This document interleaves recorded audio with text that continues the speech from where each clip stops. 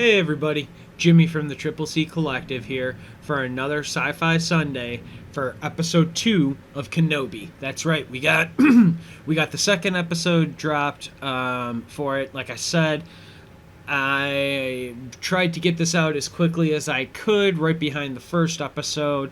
So I hope you guys, if you haven't watched the first episode, stop right here. Go to the other one on this playlist for Kenobi. Go to the first episode, watch that, then come back here. Okay, then come back and watch it. Like I don't give out spoiler warnings. I assume you know what you're getting into when you come and like hang out and watch these. So this is episode 2. Like I said, episode 1 was really good. I really liked episode 1. I thought it was a great way to kind of set the scene, set the story, set up like what we're going to be doing for like now the remaining 5 episodes. Well, now after this episode, the remaining 4 episodes, which is kind of wild to already think about, that like we only have this many left. So far, it's crazy. It's crazy. And so I'm really excited. I'm super stoked for this. Episode 2 was another one that I was really excited for. I mean, this whole series I've been excited for. And so I guess, like, kind of without further ado, let's dive into the second episode. Second episode, no cold open, no Order 66 flashback or anything like that. We get Obi-Wan, arriving on Dayu, and starting his search, looking for Leia from Bail Organa, being like, "Hey, dude, like, please help, help us, Obi-Wan Kenobi. You're our only hope," and kind of thing. And that's exactly what it is. And Obi-Wan, of course, goes and goes and starts his search. He arrives. He's trying to track a ship. There's, no signals in it. And, he lost it, and he stops the guy, and he's like, "Hey, I was tracking the ship. What happened?" And they're like, "There's no signals in or out. If somebody doesn't want to be found here, no signals in or out. It's for, so people can keep their secrets," is what the dude says. And then we get this really awesome, almost crane down kind of shot, splitting the pillars of the buildings, and then we have just the street here in the middle, and it's really great. It was a really great crane type shot. All of this stuff is filmed in their volume, I believe they call it, the things that they shoot in the Mandalorian. That's all the walls and all of that, and I believe that's where they shoot most of it, if not all of it, in that. And so to see this shot here was really cool. It was really awesome. I really liked it. I thought it was I just thought it was a really cool way to enter us into the city streets, onto the city level, following Obi-Wan Kenobi as he continues on his travels looking for Princess Leia. We get the clone vet played by Temu Morrison, Boba Fett and all of that, and he's there, begging for change, and everyone. So for me, one, I wonder if he shows up again as another clone later on, or if this is the only appearance that we see.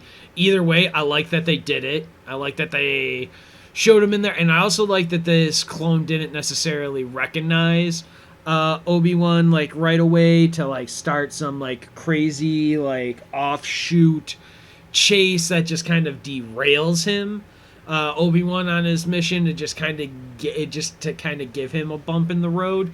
And they didn't do that, and it was really cool. It's really cool that they didn't do that to Obi-Wan, and that they still give us a really great nod to the clone troopers and everything like that.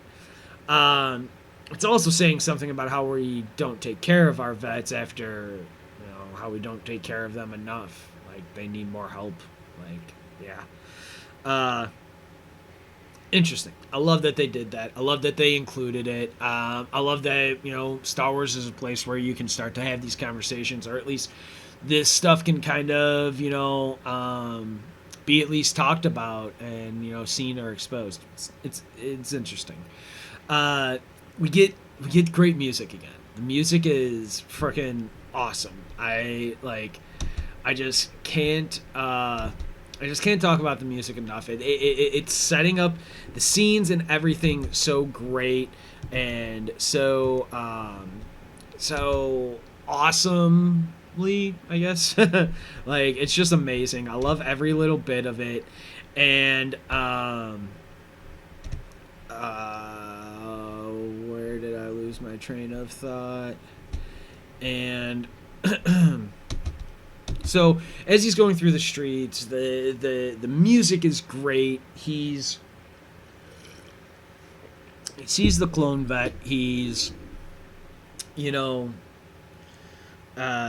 he's trying to find guidance. He's kind of reaching out to Qui-Gon, maybe even Yoda again, being like, Master, I need some guidance here. He's approached by two different people now. One is a young lady with pink hair, and she is with pink hair. She is trying to sell spice basically to Obi-Wan. Not similar to the idea of like him being sold sin sticks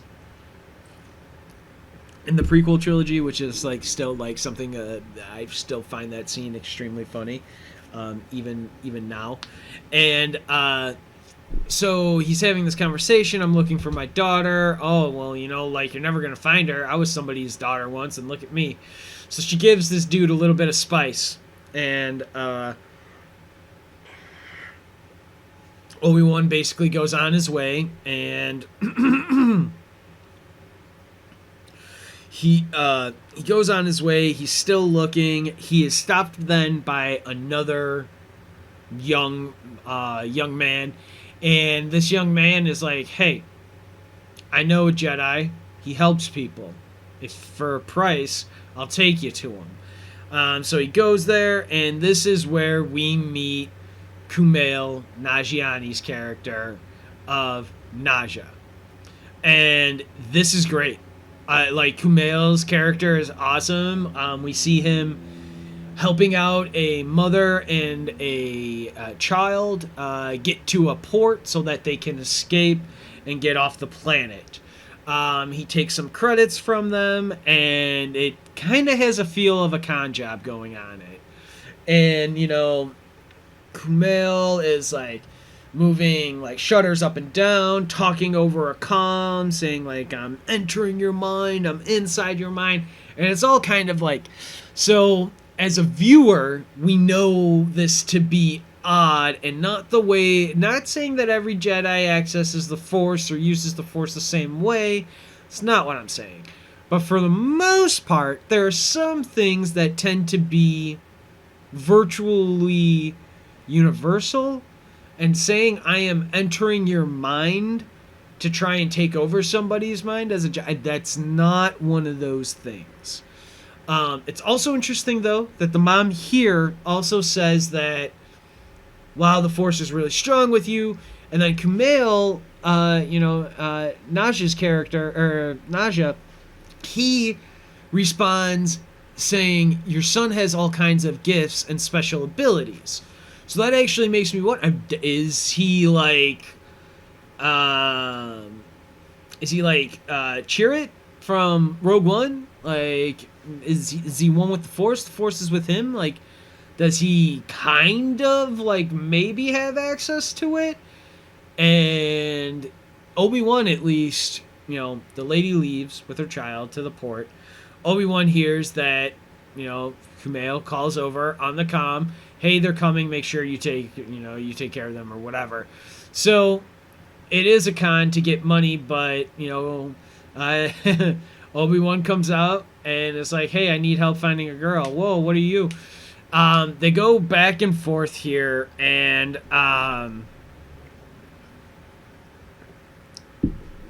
you know, this is some great bit of dialogue that they get here. Obi-Wan calls out Kumail, like finds out that he has magnets that he turns on to like shut the shutters of the windows and stuff, and that it's obviously just a comm and somebody he knows is on the other line, and that's just a rehearsed scene, and that he's not really a Jedi. So then finally, with a gun, with Obi-Wan pointing a blaster to the chest of Naja, we get we get some great bits of dialogue of Obi-Wan being like, "You'll help me? Yeah. Can I trust you? Definitely." It's some of the best lines, and Kumail Nanjiani's face. Oh man, it's so funny. Like he's just like, yes, he's so expressive and like, yeah, you. It's like, you got a blaster on me, man. Of course I'm gonna do what you say. You're the one who's got a blaster on me. And it's so awesome. It's so good. And they so this is something weird then in the episode. So Kumail says like, "Hey, I'll leave." Then we get this voiceover of Obi-Wan walking to go find this other place that Kumail's character says that he won't be able to get into, and he observes it, and we see Obi-Wan looking. He sees one creature person walk out and is talking on a comm, so he's distracted, similar to people just like walking around on their phone, not paying attention to their surroundings and stuff. And I think it's implied that Obi-Wan just beats this guy up, takes his like lab clothes, and then goes back in. But basically, we just see him kind of go down this this alley, following this guy, and then we just see him like appear in the next shot in the lab. We don't I don't remember. I've watched this episode twice. I don't really even remember hearing any kind of like fight or anything going on at all for it. Like you didn't hear any like knockout or anything, because again, Obi-Wan to this point hasn't used the Force in either episode 1 or to this point here in episode 2.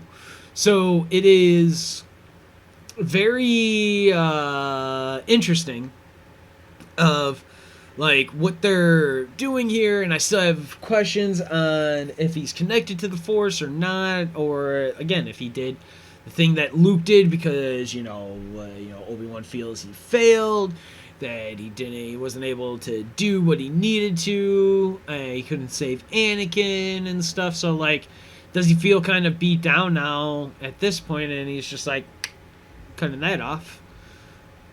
I don't know. But he gets into the lab. He sneaks into the lab. Like I said, I think there's a deleted scene of a fight that would happen there. But either way, Obi-Wan makes an explosion happen here in the lab, and he's able to get to another part of the building, get a little bit deeper in there. He's stopped by 2 more people. Then we have another awesome like fight scene in a hallway there, and that was really cool. Obi-Wan takes a couple of licks, but he definitely gives them 2, and it's great. It's great. I really like this little. I like the idea of only the Inquisitors so far have been using lightsabers. Like, we saw the Order 66 cold open in episode 1, and that's fine. I'm not complaining about that at all. But I really do like the idea that Obi-Wan has been really shown to this point of like being very like away from the Force and not using the lightsaber, not trying to draw the attention and stuff to himself as he continues and repeats and everything. And it's just great. It's just I just love it. The hallway fight scene is great. Love that he's not like I said. I love that he's not using the Force. I like that this is a trap set by Reva, though, and Flea, because Obi-Wan's looking for Leia. So this is a trap set by, Riva and Flea here for him to like get to this place, look for it. It's all set up. It's actually kind of wild how much Obi-Wan is just falling into the plans of Riva here. So yeah, like that's just kind of crazy to me. And we get Obi-Wan escapes because he gets into a room and Leia's not there. The rest of Flea and the gang shows up. They're getting ready to like beat up and take out Obi-Wan and open up the door. Obi-Wan throws down his container of spice, throws his gas mask back on, and walks out the door while Flea and the rest of his gang are high as kites on spice here. And it was really funny to see. It was really great to see. And Obi-Wan asked for guidance, and he may not have gotten the guidance or the assistance that he was really hoping for from his master. So it's really interesting because, that lady just showed up with the drugs, and then he's able to use it and escape, and then find Leia truly after this. Is Qui-Gon manipulating as a Force ghost here? Well, I mean, we don't see him as a Force ghost. Is he just truly manipulating as the Force here? Could be. Maybe not. Maybe things are just lucky enough for him. But it would be really interesting because, as far as I know, I don't think that... I don't remember if Liam Neeson's actually been cast, or if he's ever been, rumored to be cast, if it's something that they're really holding on to. But so far, again, up until this point of the first 2 episodes, we haven't seen Liam Neeson at all. But we have seen Hayden Christensen. We have seen Hayden Christensen's Vader without the stuff on at the end.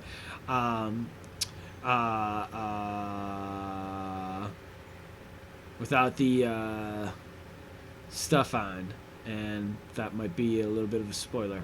Oops, for even this episode.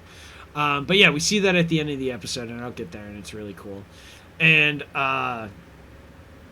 yeah, the then Riva arrives, finds out that Obi-Wan and Leia are gone. She's obviously super, she is super mad. Leia's also questioning Obi-Wan, why should I trust you? What are you doing?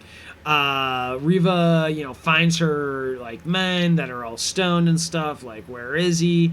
Leia does see the lightsaber hanging from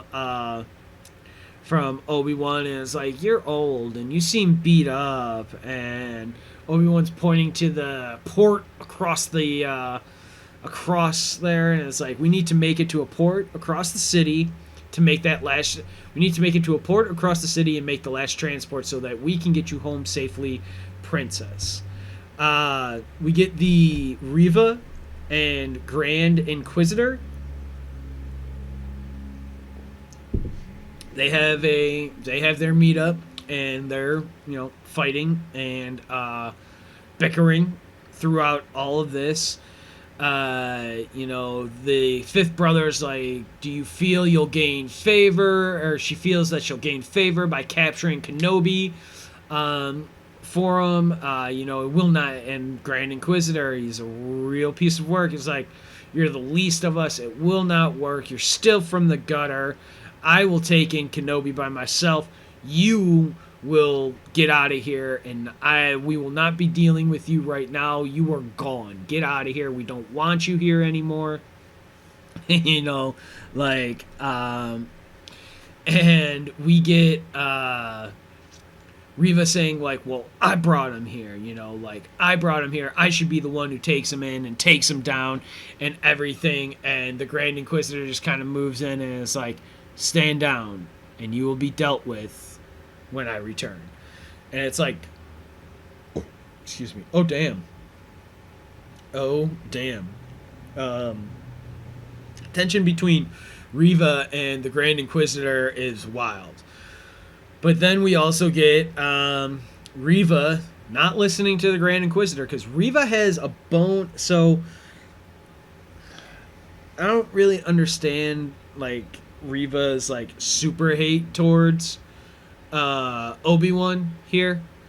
I don't get it other than like what they're kind of saying of like she's trying to win favor with Darth Vader, which is fine. Like that's fine and stuff, but like I don't know. I guess I'd kind of like to see it develop a little bit. I would like to see a little bit more of her, I guess. I guess I don't understand her right now. I don't understand her hell bentness on Obi-Wan.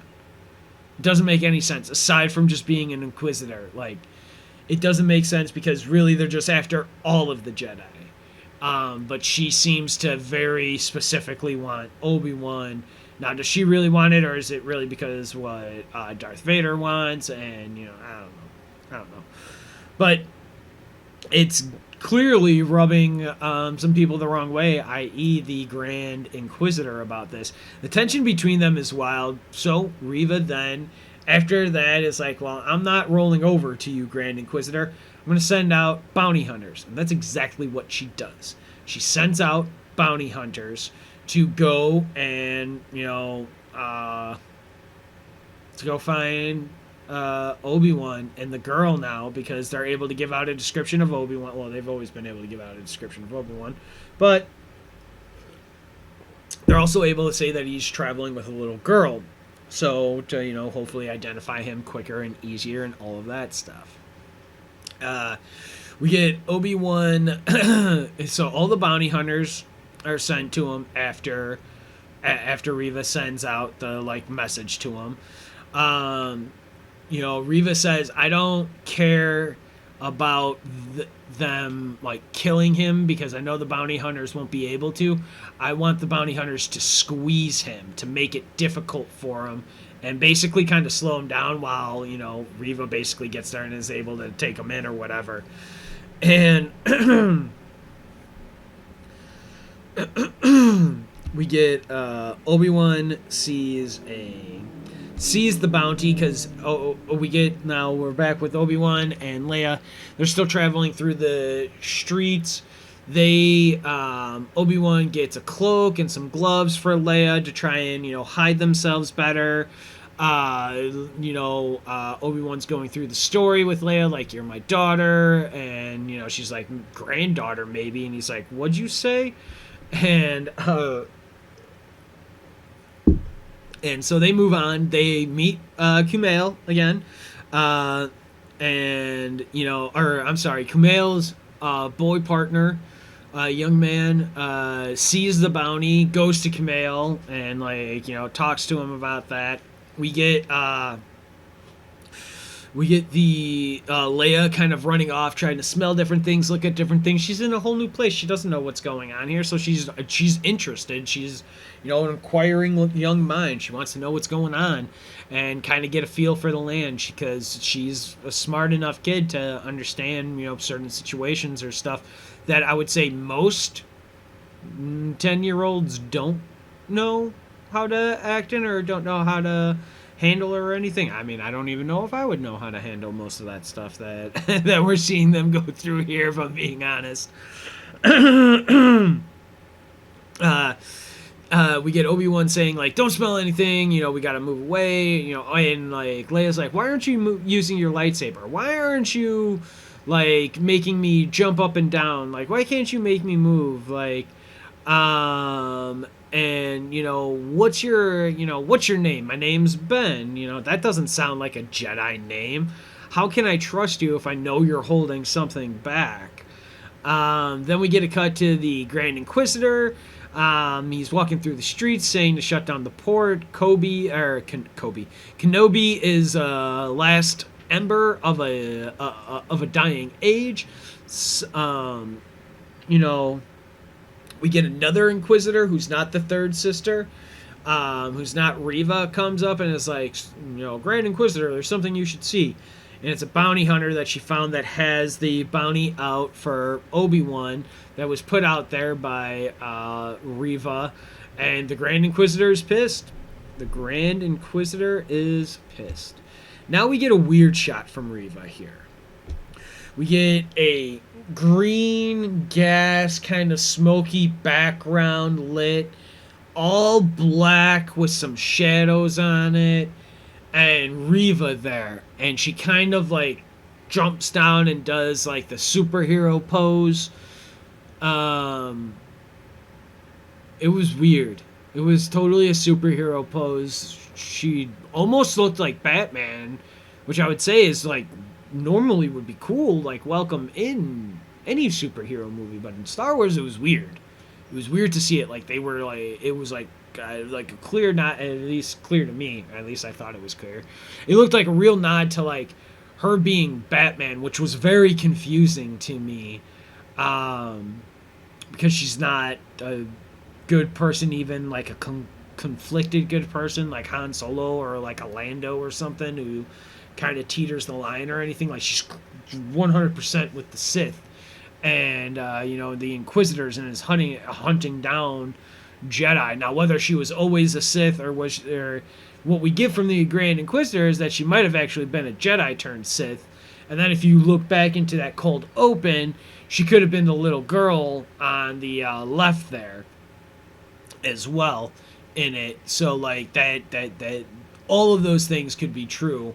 I'm not entirely sure, but like it, all signs kind of point to that. And so it's just it was just really interesting that like she was looking like Batman with Obi-Wan then being Joker and Leia being Harley Quinn to her story, which is all sorts of weird. It was all sorts of weird. It was a weird shot, and it felt out of place for me. But then we get Obi-Wan and Leia. They're still running around, and they're still running around trying to figure out what's going on. They get to an alley. They're able to kind of pause and take a minute there. Obi-Wan's, she pulls out Lola, and Obi-Wan's like, no noise from that. And she's like, it won't make any noise. It's broken, from the kidnappers. They ripped it to pieces. Obi-Wan's like,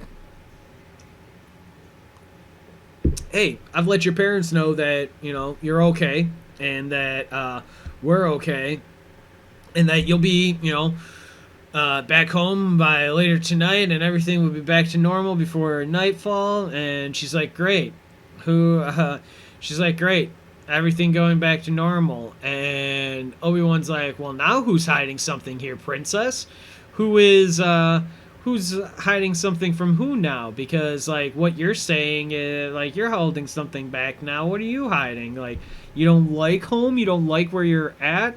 And, they kind of first start to have, like, a nice little conversation here. And Leia is still like asking questions like, why don't you do this or that? Obi-Wan moves over to the bounty hunter he just disarmed because his beacon shows up with him on there. Leia sees it. Leia's like, oh, why? They're after you. They took me they took me to get to you. How do I know that you're not the real kidnapper in all of this? And she gets ready to start, like, running. Like, getting away from Obi-Wan. And they start running through the streets and stuff. And this chase is awesome because I love on how they have this, like, upward angle from like her perspective looking up at like Obi-Wan and stuff, and then like even like the camera then will be looking up from the ground up at her, Leia, and it's awesome. It's awesome. I love it so much. It's a really great. I like this chase sequence a lot better than I like that forest kidnapping chase sequence in episode 1. I thought this chase sequence was done a lot better. I liked it a lot more. I liked the camera angles a lot more. I liked the sequencing of it a lot more. I didn't think we had any weird abrupt stops like we did in the stuff that was in episode 1 for that. That was just a little odd. And so we get the fifth brother and stormtroopers are walking through the streets looking for Obi-Wan and Leia. We have the other Inquisitor who kind of looks like Ventress, but not really, but kind of looks like her a little bit.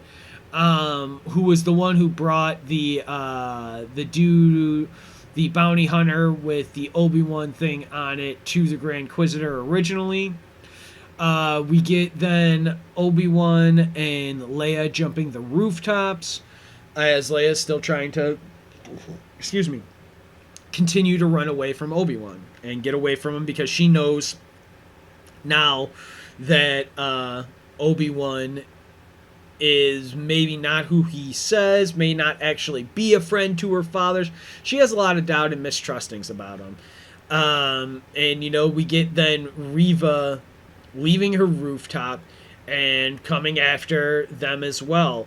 We get the Obi-Wan being pinned down by the Gator sniper dude. Leia is still hiding on the rooftop. Then she gets ready to jump a big gap between two buildings. Obi-Wan's like, no, don't do it. And Obi-Wan's still, being shot at by the Gator dude. Leia runs, jumps. Obi-Wan finally hits the Gator dude enough to, knock that guy back. Allow Obi-Wan to then run and get to the edge of the one building as Leia loses her grip of the clothesline in between, and he starts to strain using the Force to try and grab Leia and let her down gently. And it's awesome. We get great back and forth shots, and then she stops about 6 inches to a foot maybe above the ground, and then he's able to let her down gently. So it still doesn't answer my question if up until this point if he was completely cut off from the Force, or if in this moment if he was cut off and then he regained his connection to the Force during this, because it literally he finally found something worth trying to save and trying to use it for, or he had never cut off himself from the Force and had really chosen to use all of his restraint to basically not go on, or not to fall on the crutch of his Force ability to make things maybe a little bit easier for him compared to other things. We've seen Obi-Wan do extraordinary things throughout before his time here and everything like that. So it's great. I love seeing it. I loved seeing that Leia in this act with her is you really are friends with my father, you really are a Jedi, they believe that they're finally working together. They're finally on the same page here. They're finally making their way, out of there. Then we see the Grand Inquisitor take Flea and is slowly has his twirling lightsaber right there in front of him as Flea is slowly being pulled towards him, being asked, where is Obi-Wan? Where is he? We need to find him. We need him. Where is he? And Flea can't say anything. Flea doesn't know where he is. So what do? They do nothing. And the Grand Inquisitor does nothing but kill Flea and slices him up. We hear it. Then we get Reva, after the Force heal and the Grand Inquisitor kills Flea, we get Obi-Wan and Leia meeting Naja again. Naja says, I will help you. I will get you to this port. He says, I am not a Jedi, but I do want to help people. I want to try and make amends here. And yes, I like credits because credits allow me to buy all kinds of wonderful stuff. Have you seen the stuff you can buy with credits? It's basically what he's saying. And it's really funny. It was really great. I loved seeing Kumail Nanjiani's character. I like seeing his character as not being a 100% straight laced good guy like the Luke Skywalker or anything. He was a way more in the lane of like Lando or like a Han Solo, somebody who is a good guy who's done some bad or questionable things maybe, but when you need him to do the right thing, he can do the right thing. And it was cool to see this. So I hope he pops up again. I mean, if Kumail was only in this one episode, like they knocked it out of the park. I loved him in this episode, but I'd like to see him pop up again. You never know. Obi-Wan and Leia get to the cargo port. Reva beats up on Kumail, and we don't really she beats up on him, and then they cut away. She's like, you know where they are, and she mind chokes. Oh no, actually no, that's right. She force reads his mind, and then she just lets him go. And, Kumail just runs away or whatever, runs off. And Reva goes to the cargo port. Obi-Wan and Leia are at the cargo port. They're trying to get themselves, together and out of there. Obi-Wan's like, be careful. We're not supposed to be here. Humans, this is for cargo. This isn't for, actual real passengers. We got to be careful here. Reva shows up. Reva gets there, and this is, oh man, this is some awesome last 10 minutes of the episode and stuff here. Is Reva taunting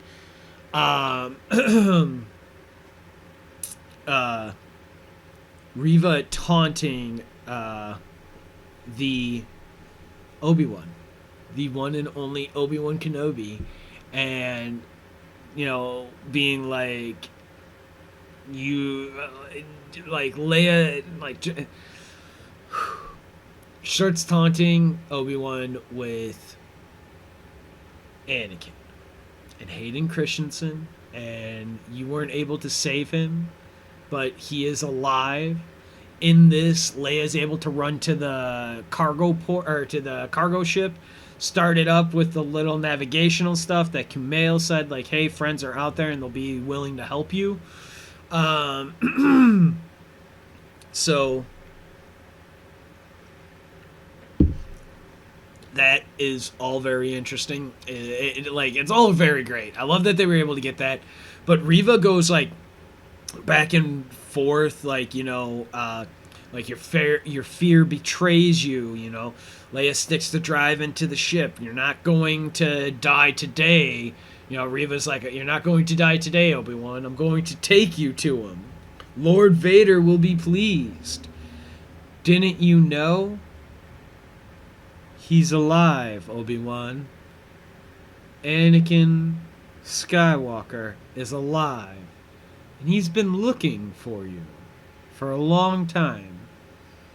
I will be the one to deliver him to deliver you to him. And it's great. Reva's just spewing this, and then we get the Grand Inquisitor showing up. You reek of ambition. Step aside. Can't let you risk losing him again. And Reva kills the Grand Inquisitor. Now, for me, I kind of thought I just assumed Grand Inquisitor was a title. Anyone could be that, or different sections of the Empire will have different Grand Inquisitors or whatever.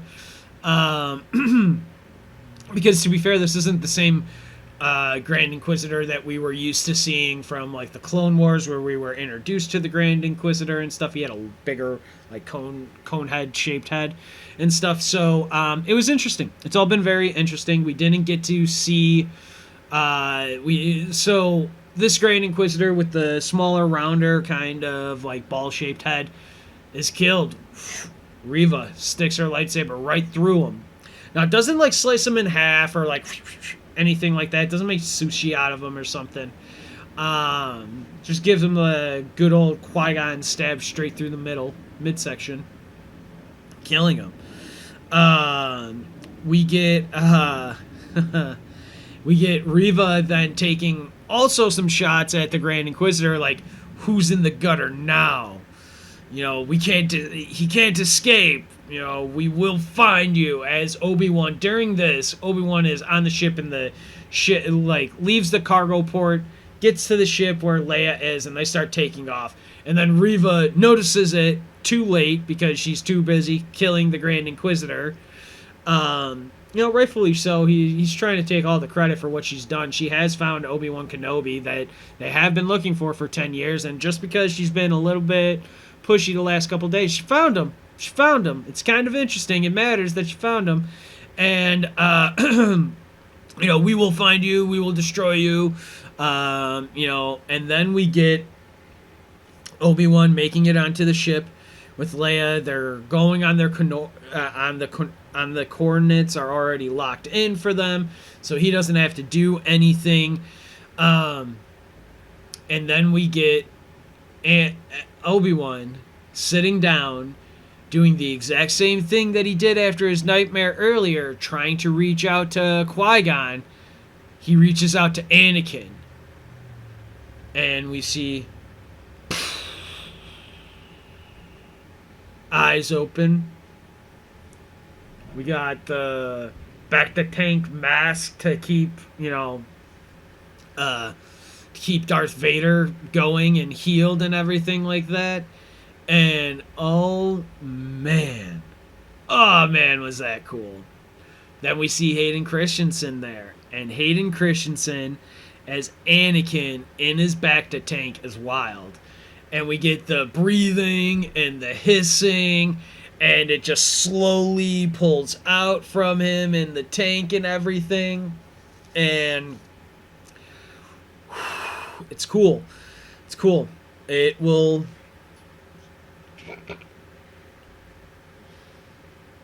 was cool. Then we get the black screen, and we get the credits rolling. And we get the same credits again. The black screen with the stars then showing up and all the blue lettering like we get with the movies and stuff that we have seen previously. And, oh man, what an episode. This episode was so good. I am so excited for this show. It has been so much fun to watch and to just kind of break down like this, and like, oh man, it's been a fun ride. I'm so excited for it.